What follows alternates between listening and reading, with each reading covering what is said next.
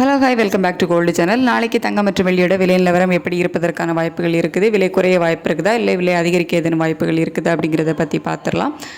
சர்வதேச அளவில் தங்கத்தோட விலை சரிய தொடங்கியுள்ளது.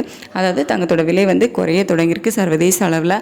ஆனால் யுஎஸ் டாலருக்கு நிகரான இந்திய ரூபாயோட மதிப்பு பார்த்திங்க அப்படின்னா நமக்கு 20 பைசா கிட்ட வீழ்ச்சி அடைஞ்சிருக்குது. இருந்தாலும் சர்வதேச அளவில் ஒரு கணிசமான அளவிலேயே தங்கத்தோட விலை சரிஞ்சிருக்கு. அதனால நாளைக்கு அதாவது ஆகஸ்ட் 15ஆம் தேதி தங்கத்தோட விலையில் குறைவை நம்ம எதிர்பார்க்கலாம்.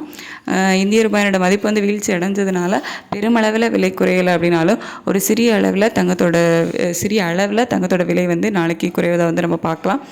எவ்வளோ ரூபா வரைக்கும் குறைவதற்கான வாய்ப்புகள் இருக்குது அப்படின்னு பார்த்தீங்கன்னா ஒரு 30 ரூபாயிலிருந்து 50 ரூபா வரைக்கும் விலை குறைவதற்கான வாய்ப்புகள் இருக்குது.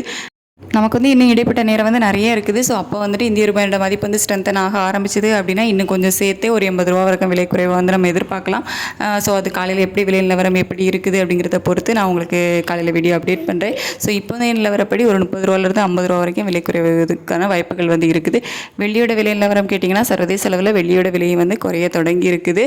ஸோ 127 ரூபான்னு வெள்ளி விற்பனை ஆகிட்டு வருதில்ல. ஸோ அதிலிருந்து ₹1 விலை குறைவதற்கான வாய்ப்புகள் இருக்குது.